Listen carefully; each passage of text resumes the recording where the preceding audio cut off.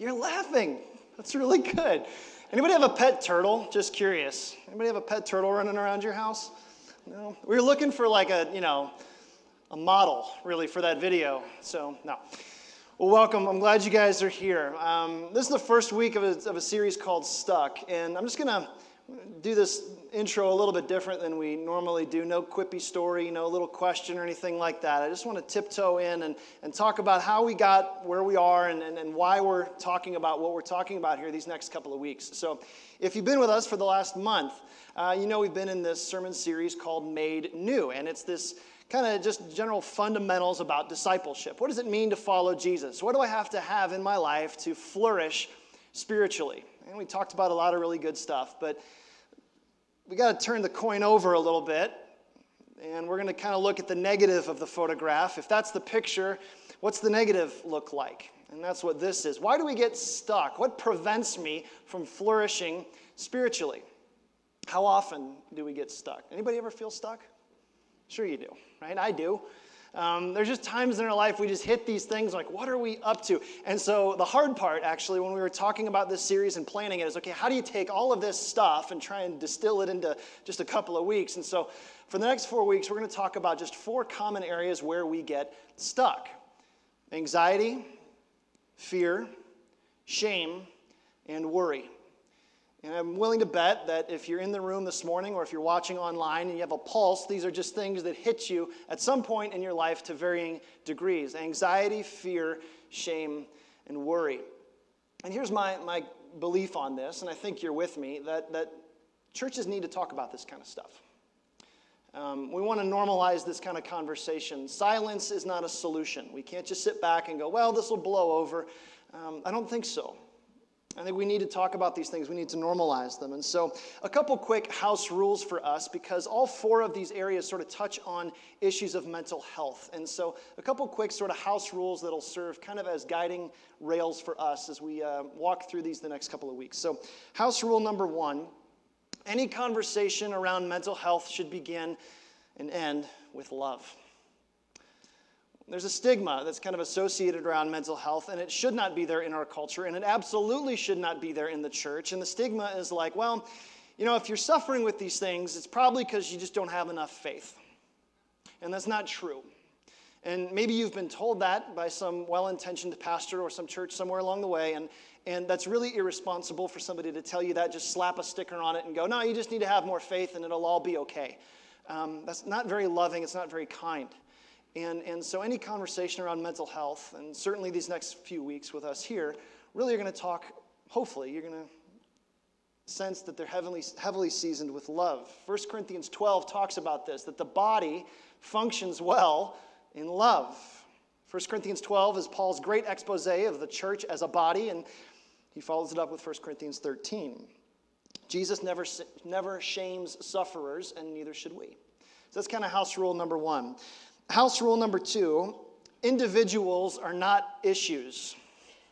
And I think the reason why there's a stigma around mental health is because, man, if I step out and I tell you, man, I struggle with this, or this is kind of there in my life. If I do that, then I become my issue. It's not really true. God's word teaches us in Proverbs, I love this one, it's one of my favorites, Proverbs 20, verse 5. It says, the purpose of a man's heart is a deep well, and a man of understanding can draw it out. These are issues that are as complex as they are deep. And so we should not be very quick around this and go, oh, well, this is just your issue. No, we are individuals who walk through life, and life bangs us up a little bit. We are not our issues. People are not problems to solve. House rule number 3. This is kind of my favorite. Dimmers are better than light switches. Here's what I mean by that. In your house, you got 2 different ways to turn on the lights probably. You got a couple that are light switches and maybe a couple that are dimmers. Light switch, you turn on the light in a dark room, instantly everything is lit up. Dimmers are a little bit different. Right, they take a little bit. That's a little bit more like the conversation around mental health. Things don't happen as quickly as maybe they would like. You can't just flip a switch and instantly everything changes. Very rarely is that the case. And so we want to be clear just that this is going to take some time. Moses struggled with fear, was debilitated by it. David struggled with shame. Paul had bouts with depression brought on by physical and spiritual and emotional exhaustion. So you're in good company if you are frustrated by how slow the dimmer is bringing light. But know this, light can come and light will come. So here's where we're going this morning. Our time is going to break neatly in half this week. We wanted to introduce this series in a very strategic way. So for the first 15 minutes or so, we're going to look at Psalm 61. And you can turn there, flip there, scroll there. You can follow along on the screen behind me. This is David just externalizing his own feelings of anxiety. And more importantly, this is David answering the question that we all ask in times like this. Where is God when I feel this way? Where's God when I'm wrestling with anxiety? That's the first 15 minutes of our morning. And then the last 15 minutes, I'm actually going to invite Pastor Micah, who's our worship pastor here at North Canton Chapel, to join me on stage to share his personal journey with anxiety. Micah has been very open and honest, courageously so, about his journey, even from the stage as he's preached and led. And so I know that when you hear his words, sometimes just hearing somebody talk about it makes you go, oh yeah, I get that. That's how that feels. And so I know when you hear his words, I think you're going to resonate with it. And I know you're also going to hear shades of Psalm 61 in what he shares this morning. So that's just going to be this week, but I just feel like that's an important step for us to take as a church, just to kind of normalize this conversation a bit. So before we get to the text itself, Psalm 61, go ahead and flip there. If you've got it open, you'll notice that right underneath, there's a subheading, there's a subtitle. These happen every once in a while in the Psalms, and I want to key in on it just to introduce it. What's it say? It says, to the choir master with stringed instruments of David. So who wrote this psalm? David, right? David. David the shepherd boy. David the giant killer, right? David the king. David the adulterer. David the murderer. David the liar. David is this deeply complex character in the Old Testament. On one hand, he's this deeply sensitive, warm, God-fearing man of character. 1 Samuel actually calls David a man after God's own heart. Like, I'd love that description, wouldn't you? A man after God's own heart. That's great. But then on the other hand, he's this like reckless, immature, like wildly veering megalomaniac. Like, you just look at his tumultuous relationship with King Saul, that whole Bathsheba narrative, and then his own kids. You're just like, yikes. Who is this guy? He's this GQ cover story, CSNBC news feature, and then Vanity Fair expose all in one. Like, how am I supposed to deal with King David? Here's why I bring all that up. David knows a thing or two about the complexities of the subterranean emotional life. He dealt with anxiety, he felt the fear, he sat with shame, and he wrestled with worry. And it's a little on the nose, but I think David knows what it means to feel stuck. And when you read through Psalms, this is like peering into his private, poetic, personal prayer journal. All that emotional complexity just comes spilling out over the pages. And so what we read is raw theology from a restless heart. So what's he say? Psalm 61. Let's get into it, and then we'll kind of pull it apart a little bit. Psalm 61, verse 1. He says, hear my cry, O God, listen to my prayer. From the end of the earth I call to you when my heart is faint. Lead me to the rock that is higher than I. For you have been my refuge, a strong tower against the enemy. Let me dwell in your tent forever. Let me take refuge under the shelter of your wings. And then in the margin it says, Selah, which means just to sit and think on this. So where is David when he's writing this? First off, where is he? Not geographically, where is he emotionally? Did you catch it? He says it right there. He says, when my heart is faint from the ends of the earth. How's that for emotional honesty? Imagine passing David in the hallway in church on Sunday morning while you're getting your coffee. You're like, hey, David, how's it going? How's it going? I'll tell you how it's going. I feel like I'm sitting at the end of the world. Nobody sees me. Nobody's ever been where I am before. Nobody gets me. And this heart that I have, this deep thing inside of me, it feels like it's crushed. It's gasping for air. I feel like I'm barely breathing. How's it going? That's how it's going. Okay, sorry, David. Right? Because how do we answer that question, most of us, right? How's it going? Good. Busy. Good. Tired. Busy. Good. Right? Don't you wish there was a way to be emotionally honest without betraying the fact that we are all like way more emotionally tense than we really let on? And this is the most visible, powerful, morale-inspiring, vision-casting man in all of God's kingdom, and he just goes, whoa. He's the king, right? What about a poker face? He's just like, no, here. Well, what does he want? Does he want pity? Does he want like reciprocity, reciprocation, just the fact that maybe somebody gets him, somebody can understand? Actually, it's something much deeper than that. He makes a couple of requests. The first show up in verse 1, and then another one shows up in verse 2. So take a look. Here's what he says in verse 1. He says, hear my cry, O God, listen to my prayer. And then he just explodes into this beautiful, deep, richly imaged metaphor in verse 3 where he says, lead me to the rock. Hear me, listen to me, and then lead me. That phrase, lead me to the rock that's higher than I. Gosh, don't you just love that? What a beautiful expression. Inside that prayer, there's like these three kind of quick, unseen confessions that I want to kind of fly over a little bit here. Lead me to the rock that's higher than I. First, he's kind of saying, I'm stuck. I know I'm not where I'm supposed to be, God.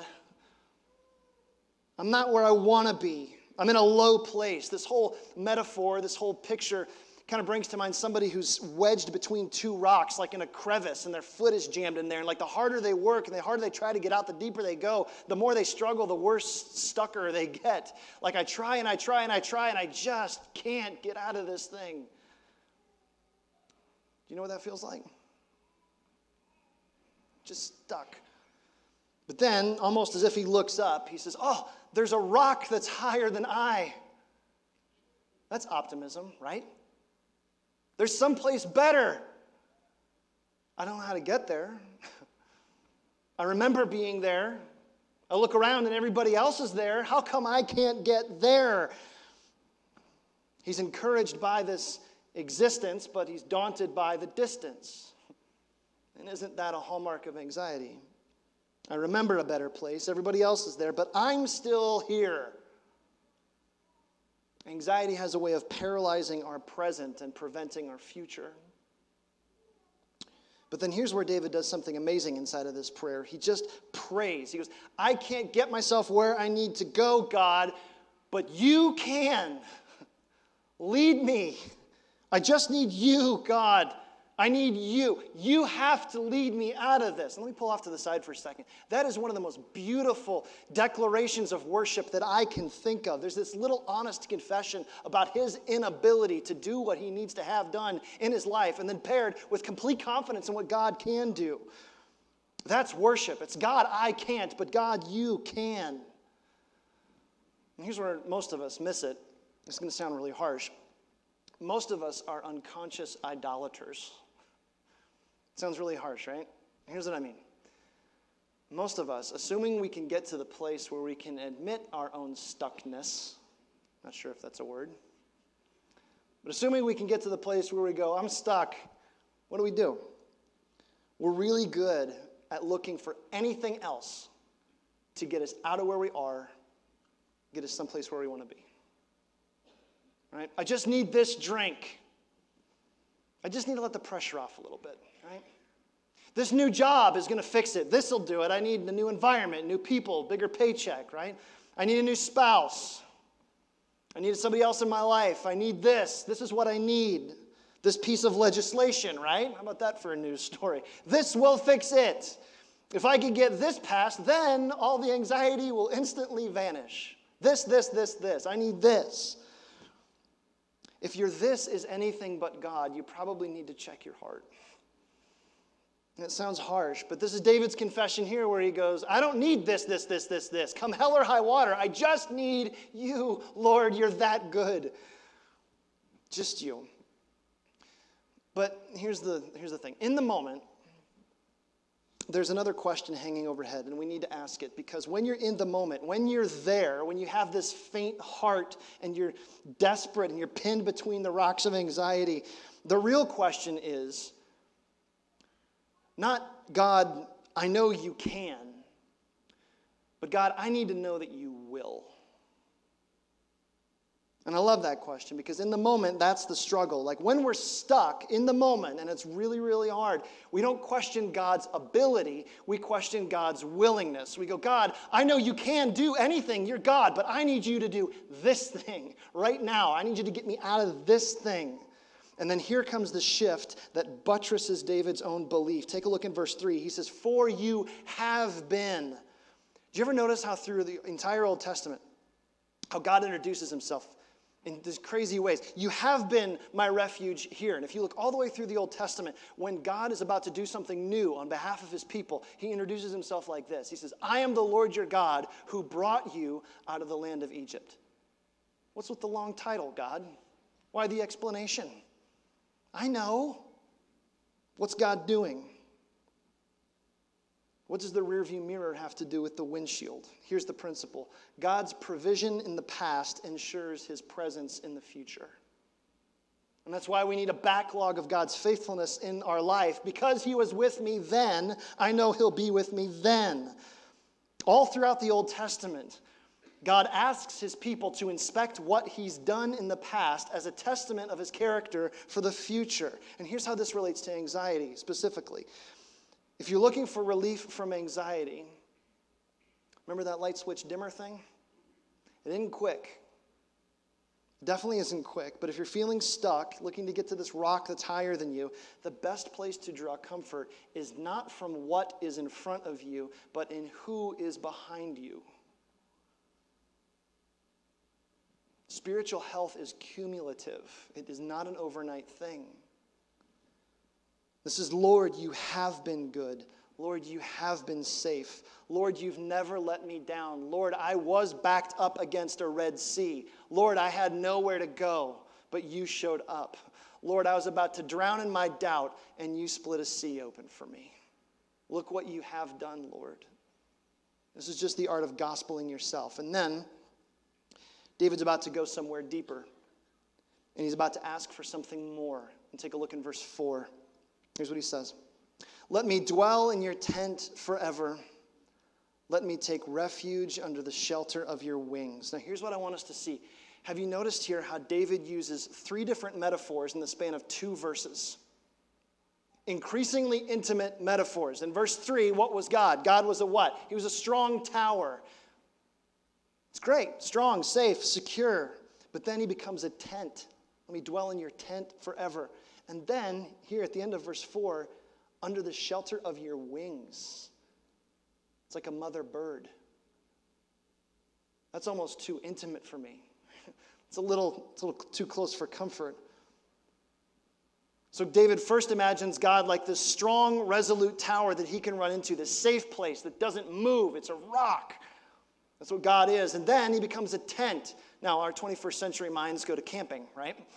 There's actually something much more beautiful and much more significant theologically than that. In the Old Testament, whenever the word tent shows up, a lot of times, and it's the case here, it's in reference to the tabernacle, this place where God met with his people when they were wandering around in the wilderness, alone, afraid, and with enemies on every side.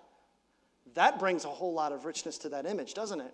Let me dwell in your tent, God. I just want to be here with you. And then this last image of a mother bird. I want to shelter under your wings. Like, God, I don't want there to be any space between us. I want to hide myself in you. I want to be so close to you, God, that in order to get to me, trouble has to get over you. That's what he's looking for here. Lord, I just want to be with you. What's the point? More of us, I believe, are battling anxiety now, probably more than ever. I think it's our culture. I think it's in our church. And you can blame whatever you want. You can blame government upheaval. You can blame the mask mandate thing. You can blame whatever. There's lots of reasons. And the point is not to point at the reason. The point is to get a little bit deeper than that. Faint hearts and desperate faith. And I know some of you, you're hearing this, and before Pastor Micah comes up and kind of shares some stuff with us in just a minute, you hear this great picture of God as a mother bird. And you're like, I just can't get there. That's too intimate. I don't feel that way. And my word for you is this. Like we said, this is a dimmer, not a light switch. The way out of anxiety is not through shame. Don't shame yourself out of it, and don't shame others who are in it. The way out of anxiety is not by running from empty idol to empty idol. The way out of anxiety is an increasingly intimate relationship with a Father who loves you. And if you're wondering where the gospel is in this message, it's coming up in just a couple of verses, and we're going to return to it in just a few moments after we hear from Pastor Micah and as we head into communion, because David actually says something in just a little bit that is incredibly beautiful, and it's incredibly strong in what it foreshadows. And so, Pastor Micah, if you'd come, and a couple little things just by way of introduction here. So, whenever we talk about mental health, the other thing that we need to be aware of, and this is a giant disclaimer, is that as pastors, we're trained as pastoral counselors. We're not counselors, and there's a big difference.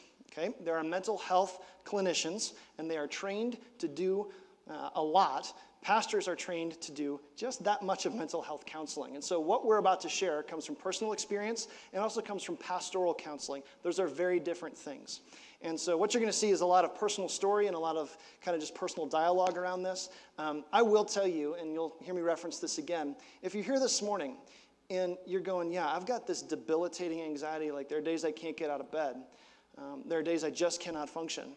You need to know that as a church, we have a partnership with licensed clinical health counselors that approach these issues from a Christian and a biblical trajectory. And that's really important for you to know. You do not need to go this alone. And we would love to walk with you through whatever your next step might be. And so with that, Micah, I brought you up here. I dragged you up here, actually. That's not true. Howdy. Hi, good to see you. I asked him a couple of weeks ago, I said, hey, I think we're going to do this. And, I want to know if you would consider just opening your heart and giving some language to this struggle. So now for me, like personally, anxiety is not my poison of choice. Mine's coming up in a couple of weeks, so quick foreshadowing on that one. Anxiety is not the thing for me, but anxiety affects people that I love very deeply. People in my home, people in my family.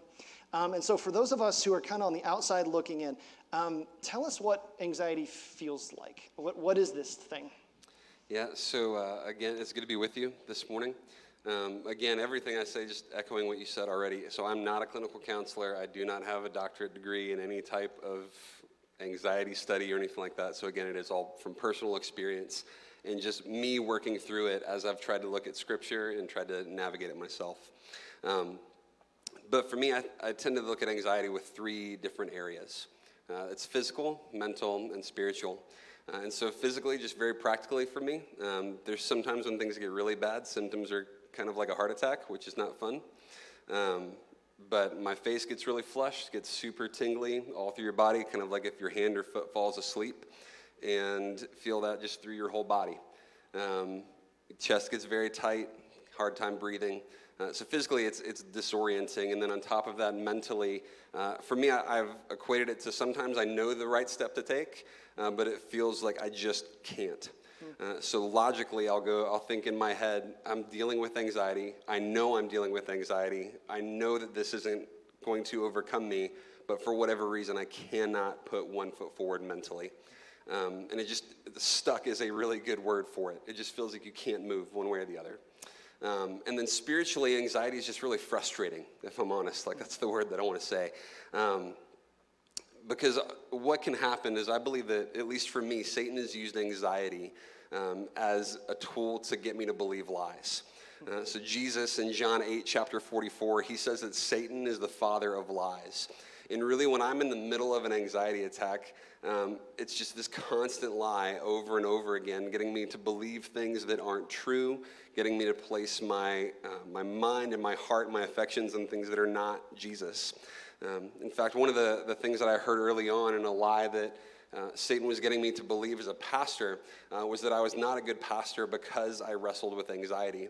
And that came on the heels of a message that I once heard where a very well-intentioned pastor was trying to help people navigate through this. And he said, if you continually struggle with anxiety, your faith in God is too small because your view of God is too small. And I thought, man, you just don't know. Yeah. In my mind, I thought, you don't wrestle with anxiety. Because oftentimes the very first thing I'll do is hit my knees and pray. I'm going, God, would you help me see rightly in this? But for whatever reason, God either wouldn't do that all the time. Sometimes he would, but other times he wouldn't. And so again, for those three things, that's really how we view it. Okay. Yeah. So you're obviously a Christian. You are somebody who is seeking to follow Jesus with every aspect of your life. I sure hope so. It's a good thing for a pastor to be in that spot, by Yeah. the way. So that brings this question, like, okay, so there's anxiety over here and like there's faith over here. Can Christians struggle with anxiety? Like it seems like a simple question, but like how does this work? Are these things opposites? Can you faithfully follow Jesus and still wrestle with anxiety? Yeah, so short answer is yes. Just very short answer is yes. But also, and I realize that this might be slightly controversial, I believe Jesus models this for us. So in in Luke chapter 22, verses 42 through 44, we see Jesus in the Garden of Gethsemane. And he's getting ready to go to the cross. He's looking ahead at what's to come. He knows the things that he's going to face. And we see him praying fervently to his Father. So much to the point where he feels anxiety, to the point where it says that angels are sent to strengthen him. So we see this humanity in Jesus, where did Jesus need strengthened? Apparently in this moment he did, for whatever reason. Like the human side of him did. We see him sweating in anxiety to the point where it says that he sweat drops of blood. And so he knows all these things. He's got the physical thing going on. He's got the mental thing. In fact, he says, Father, if there's any other way to do this, could we do that? And so we see Jesus in this really, really vulnerable spot. And so again, the short answer is yes. And the reason that I look at that passage specifically is, again, one of the lies that you can believe is I don't have enough faith in God if I wrestle with anxiety. And so if the second person of the Trinity, not to sound coy, but if Jesus can be in this moment on his knees praying, God, can we do this another way? And in this complete moment of anxiety, and it makes him no less a perfect, spotless lamb on the cross, paying for the atonement of our sins, right? If it doesn't affect him in any way there, then it's also not sin for us. Yeah, that's good. And that's really important, especially if you're in this room and you have dealt with anxiety and you have ever thought, my faith is too small. It wasn't for Jesus. And so if it wasn't for him, it's not for you, and there is hope for you. That's awesome. Yeah. That's a good word. So for you personally, let's kind of get into you, but when did you know anxiety was a thing for you? Like, was there something that tripped where this isn't like, oh, I'm occasionally worrisome, or I'm worried about something happening, and you kind of knew, hey, this is something I need to pay attention to? So it's kind of a silly story looking back on it. So there was a season in my life where I had multiple stressors and multiple things going on that at the time I was just not mature enough and not aware enough to recognize, hey, these things are all caution flags. You should be aware of what's happening. But I hit a season, my father had passed away pretty recently. I had a major job change that required me to start moving to a different location for my job, so I was spending more time away from my family. There are multiple things that were kind of hitting the fan, if you will. And in this moment, I'm at home and I'm doing the dishes, because this is what we do. Kristen makes incredible food and I clean up. Like this, I can't make food as well as she can, and so I just do the cleanup work. But I'm cleaning the dishes and I've got this pan, and I just cannot get this pan clean. And again, I know this sounds ridiculous. Some of you have been there. But I just could not get the spot off of this pan, and I'm scrubbing it, and the thoughts that started going in my head were, if you can't get this pan clean, Kristen's going to think you can't do anything as a husband. Like, you're not worthy enough to be her husband. If she thinks that, she's going to go look for that in the arms of somebody else. And again, let me just clarify. Kristen had given me no indication that was a problem. She's unbelievably faithful, and I'm way, way blessed for her to be my wife. But I just start going down this rabbit hole of, if Kristen leaves me, that's going to be weird for me, because we'll probably get a divorce, and I'm a pastor, and that's problematic, and because it's going to look like I can't manage my family well, and so I'm probably going to lose my job. I'm going to end up homeless. I'm never going to see my kids again. All of my degrees are in church work, and it sounds ridiculous, right? Like, you start saying it out loud, and you're going, it's never going to happen. Like, it's not going to happen. But again, mentally, you just get stuck. And I'm sitting there and I'm going, something is really wrong, because I'm weeping, cleaning this pot, and I'm thinking, what is going on? Like, something is wrong with me. or going on in a way that I have never been able to put a finger on. And so, again, it sounds silly, but that was kind of the moment when I realized something is off here. And so in that moment, shortly after that, I went and started seeing a counselor just about grief with my father. And with my father passing away, I went and saw my doctor and started talking about medication and what that might look like. And those things were things that helped me through different seasons. It's a great story, and it is funny because like when you tell that story, I've heard you share that story before, and there's always this little bit of a like, oh my gosh, dude, really? But that's how that works, is it just grabs a hold of your heart, and it just spirals you into a place that you didn't expect. Sure. Yeah. So it's interesting you brought up medication. So any conversation around mental health, especially in a Christian community, this issue usually comes up, and so I know this is your personal conviction. It's a personal conviction that you and I share. Ultimately, this is a personal decision. But if you would speak on that, should Christians seek medical help for this kind of stuff? So again, this is a personal conviction for me. I cannot answer this prescriptively for everybody in the room. Okay, so, yes, I think you can take medication for anxiety. In the same way that if you have high cholesterol and you take medication to curb that problem. In the same way, if you are diabetic and you take insulin because something in your body is not functioning correctly and it's making things act strangely. The last time I checked, the physical center of your mental health is your brain. And there are some times that your brain physically does not function the way that it is supposed to. So in the same way that you might take something for a heart arrhythmia or anything else, I believe that we have some good things there that can help us in that way. That being said, I am fairly homeopathic. So if there is a weird essential oil or something that I can do, I don't like taking a leave. It's just me, for whatever reason. And I've always been that way. And so again, it's got to be a personal thing for you. I've also found that, just quite honestly, there is a relation to my physical health and my mental wellness. And so if I am not eating well, if I'm not taking care of my body in general, my mental state does suffer. And again, that's not the truth for everyone, but at least for me, that's what I've realized. That's cool. Yeah. So let's get back to the community element of this. So for those of us that are maybe, we're on the outside looking in, and there's folks that we care for, either in our family or our neighborhood, those in our church community, that we're on the outside looking in, and I really care for you, but I don't know what to do. I want to help, I just don't know how to do it. So what are some things that have been helpful for you along the way? And then maybe some things that maybe haven't been so helpful. Sure. So I think one of the big things is to pray for those that you know and love that wrestle with anxiety. Pray for them. That is a good and godly thing to do. And also, it's for those of you in the room who do have family or friends that wrestle with this, it's okay to not know what to say. And maybe that's just a relief for you. You're going I don't know how to, dive into this. Like even our conversation, you're going, this is not the thing that I deal with. That's a few weeks from now. But how? How can I help? And sometimes just honestly knowing that someone is there that's going, hey, I don't know what to say, but I am here and I will walk with you through it, is extraordinarily helpful.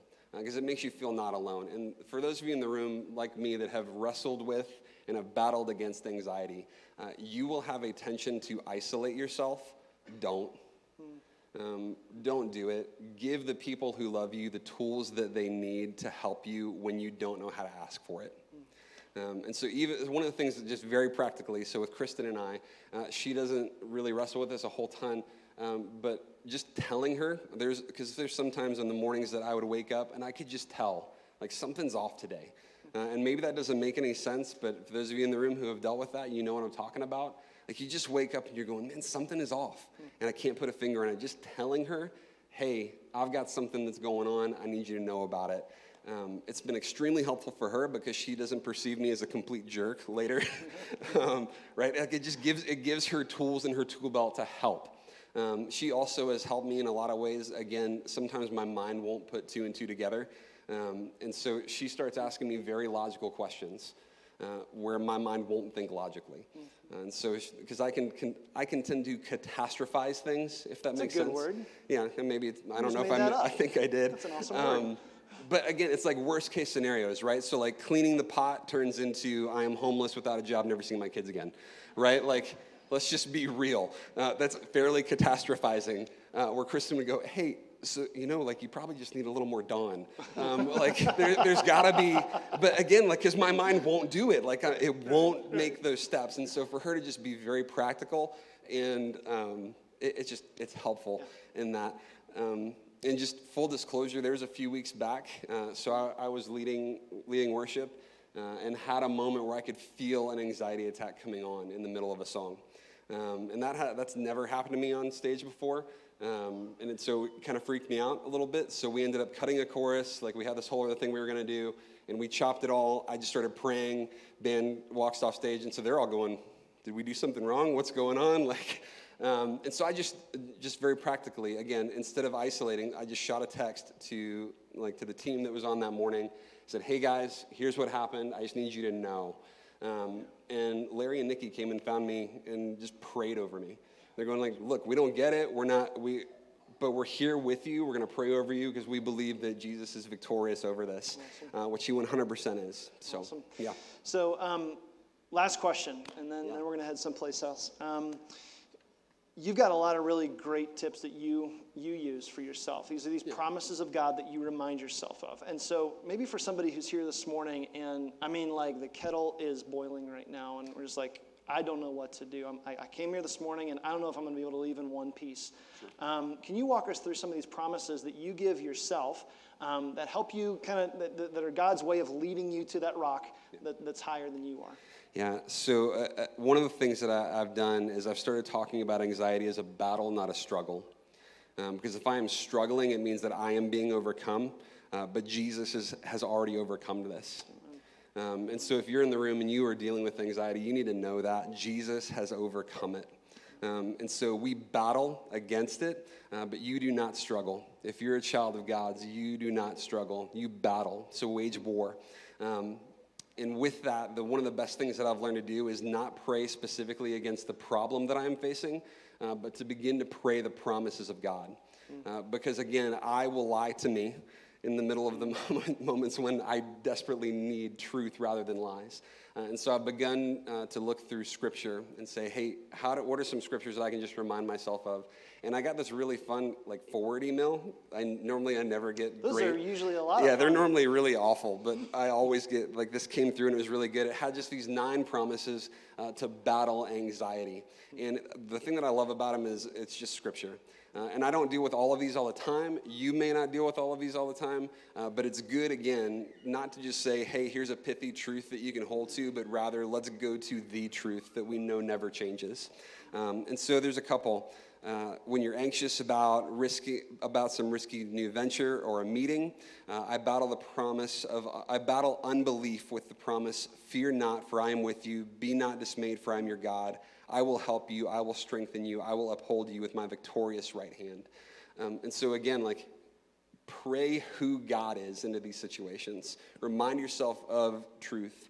When I'm anxious about, this is one for me, when I'm anxious about my ministry being useless and empty, that's a lie that Satan would feed to me.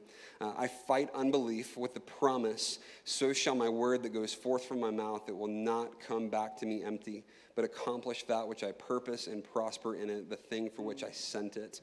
And there's a ton. There's when I'm anxious about being too weak to do work, when I'm anxious about decisions that I have to make about the future, anxious about facing opponents in life, when I'm anxious about being sick, I battle unbelief with the promise that tribulation works patience, patience, approvedness, and approvedness, hope. And hope does not make us ashamed. When I'm anxious about getting old, when I'm anxious about dying, when I'm anxious that I may make a shipwreck of my faith and fall away from God, I battle unbelief with the promise, he who began a good work in you will complete it unto the day of Christ. He who calls you is faithful, he will do it. He is able for all time to save those who draw near to God through him, since he always lives to make intercession for them. And again, it's just these promises that it just takes me back to Scripture.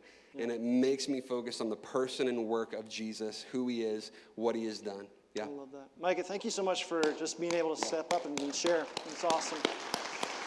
Yeah.